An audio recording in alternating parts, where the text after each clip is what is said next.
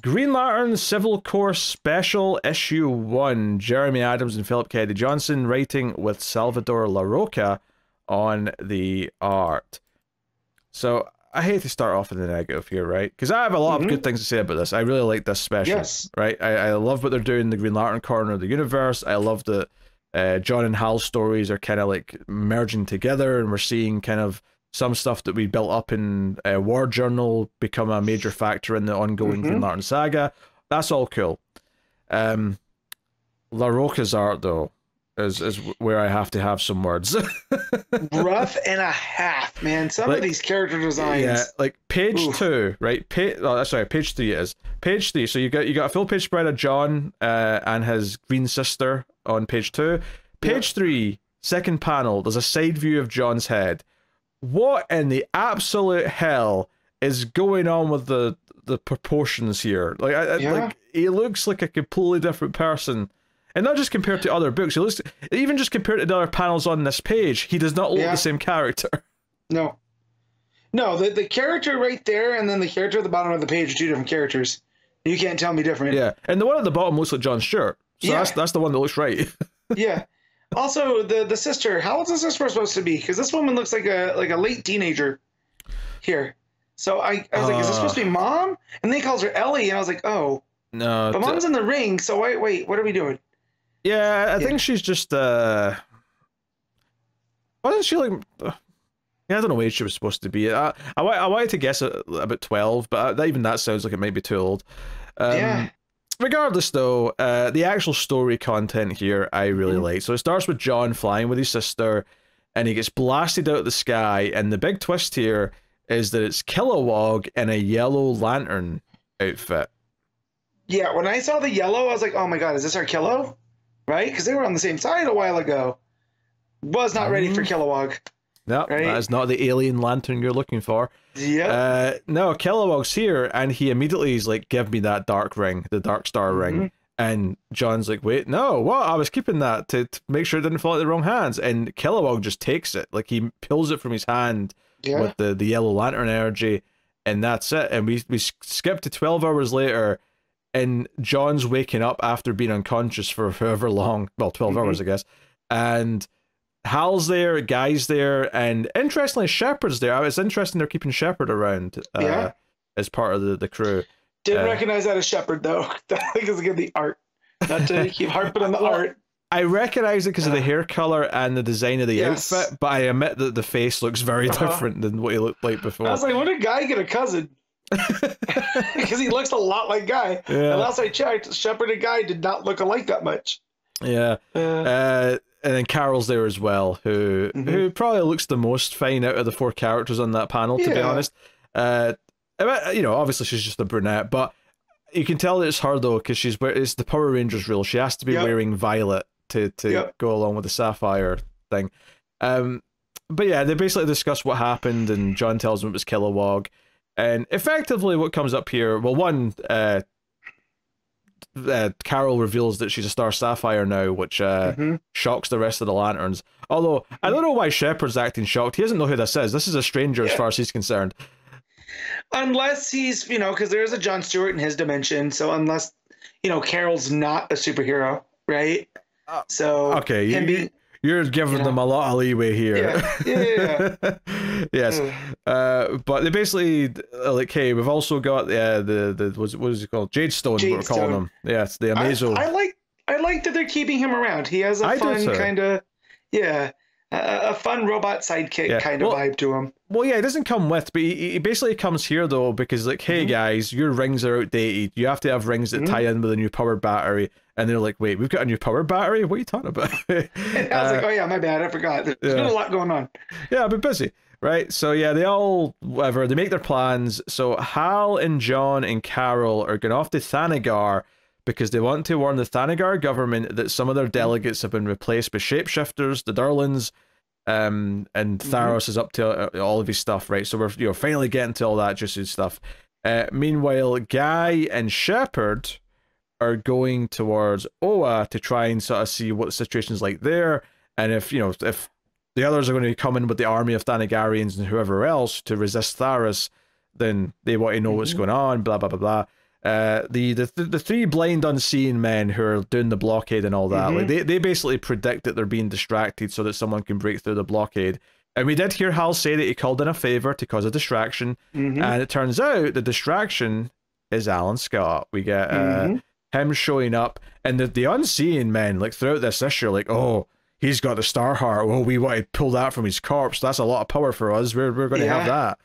So that's going on too. So I love that. Yeah, it's bringing a lot of lanterns together. And while we don't get any of the other ones in this issue, I would definitely expect that once the story plays out a bit more, we'll get to Jess and we'll get to Joe and we'll get to I was Kyle. expecting to see some of the subterfuge with Jess because we know that she's been in Tharos's inner circle. Yes, she's been double agent.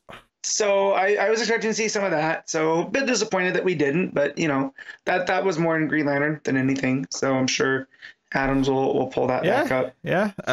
So they try and tell the Thanagarian like politicians what's going on, and they kind of hit a brick wall where they just don't believe her, believe them.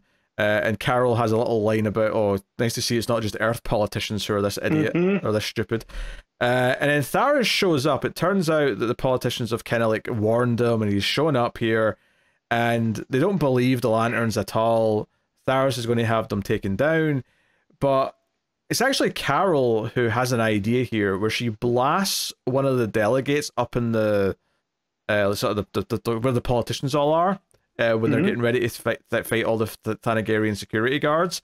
And basically on the next page, they look down at the lantern, or the politician that she blasted, the delegate, and it's turned into a Durlan, right? It was a shapeshifter, proving that what they were saying about Tharos replacing delegates and politicians with his own shapeshifters is true. And immediately they're all like, oh, were they telling the truth? So very quickly it's like, okay, Tharos is exposed, and Tharos is like, you know what, I'm sick of playing the games anyway, I'm just going all out. And of course he's the one that sent Kilowog to get the Darkstar ring, so he immediately whips out a giant tentacle construct of Radiant Dead, starts raising Radiant Dead zombies. So I really loved how everything that was in War Journal has become a part of the main story now too, where the Darkstar ring is a big deal, and it's a power that's been wielded now by the villain, and I think it's all fun. And plus you got Shepard kicking about as well, and whatnot. Well, and I like too that John's logic for keeping it on him, right, was that like this thing's too dangerous to keep out of my sight, right? So they're making it seem like it's this really big deal. So when Tharos does get it and he's using it, you're like, oh no, we just put this all, you know, John just solved this problem. Now it's a whole bigger problem. So it really felt like it was escalating that as well. Yeah. So the others are, you know, trying to sneak into Oa. Alan Scott's dealing with the Unseeing Men and having, you know, some success basically by using the fourth dimension to kind of like blink in and out of existence. Guy's whole plan to distract everyone on Oa is to release Larfleeze because he's going to cause such a fuss that they'll all be too busy with him.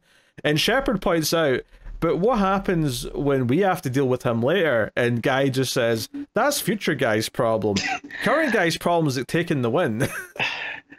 So, you know, we know that I really love Guy Gardner. I've never related him more than when he said that's future Guy's problem. The number of times at work I say, oh, that's future Matt's problem. And then curse, you know, past Matt all the time. So to see that play out, I thought was pretty funny. Also, his plan to distract the guards while he goes and gets Larfleeze is just to yell, you know, and let Shepard deal with him. Right? I thought that was pretty funny. Yeah, there's a great full page spread of Larfleeze jumping towards the guards, like, where is my special? You know, where's my light? You know, he's going like that. But back in the main fight though, like, you know, we got the Radiant Dead rising up and John's trying to yell at them, don't touch them or whatever. But basically around here is where some of the other Durlans are like, hey, Tharos is like going full dictator here. And when he eventually loses, which they're assuming is going to happen, like, all the other planets may actually hold our planet responsible for all this and not just blame him. So we should probably help take him down. And that's when one of them jumps up and says, Star Shroud, you know, come forth. And the Star Shroud, again from the War Journal stuff, shows up and seemingly at first kills Tharos, although Tharos is definitely still alive later on. So yeah, you know, more on that in a bit. But yeah, this is like the spirit, if you want to call it that, the dark star stuff comes from in the first place. Because, you know, obviously there's this bit after he's stabbed Tharos where he's like, Stuart, and Stuart's like, wait, why are you here? How did I get rid of you? So yeah, there's a bit of a face-off that happens here between them, and Hal's like, what's going on? What is this thing? Like, what's happening?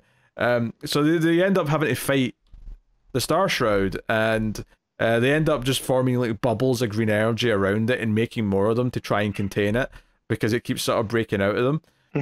And that's when, like, you see Tharos' hands start moving, and he wants revenge, so he calls in something, keeping in mind that Tharos had taken control of all the different Lantern Corps over the last like several months of Green Lantern stories.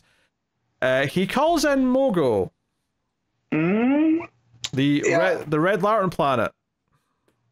Yep, he's red now, and he's angry, and it's heading straight for Thanagar. Yep. He's hit the nuclear button, and he's brought in Mogo, which obviously all of the plot around Tharos was that he was with scientists developing ways to like mix the different lantern colors. You know, that's why we had the lanterns that worked for him that were switching between the different like colors of the spectrum. Yeah, this is the nuclear option. I think it's interesting. I mean, admittedly, I wasn't expecting Tharos to like be put in the back foot this quickly, but him being this wounded villain who's not going to like, well, if I can't win, then I'm going to be the pissiest loser that I can possibly be and take out whoever I can. I do think fits him quite well, so I'm not mad at it either. No, and too, the Durlans walk over him and say that they're gonna, you know, go back to Oa and take all of this technology that he's developed too. So again, that's also his ego at play. And then too, he's now speaking with that Radiant Dead energy, right? Because his speech bubbles are all on black. Yes. Which I guess actually implies that he did get killed by the Star Shroud, and then the Radiant Dead ring is what's kind of resurrected keeping him alive. Yeah. And that's what he allows to, you know, he calls down Mogo. And it was just like, oh, I wasn't ready for that one. I turned the page and it's Mogo with the full Red Lantern logo on him. And I was like, oh boy, all right. It's been so long since I've seen Mogo. Like, if you'd asked me to name it, I don't know if I could have done it from memory. I mean, obviously, as soon as they said it, I'm like, oh yeah, Mogo. But like, it's been so long since I've seen the damn thing that. So, yeah, there you go. The big bombastic. This is, you know, it continues in Green Lantern 16. The art's called Civil Core, and I'm looking forward to it. The Green Lantern run's been great, and bringing in the John Short stuff from the other series is a fun bit. So be cool to see if we get another Green Lantern book to go alongside the main one soon. But as it is, this was excellent, and I'm super into what they're building here with all the United Planet stuff. And it finally kind of paying off and taking some new turns. I wasn't expecting the stuff from John Stewart's book to play such a big role in it, which is actually kind of exciting. So, cool.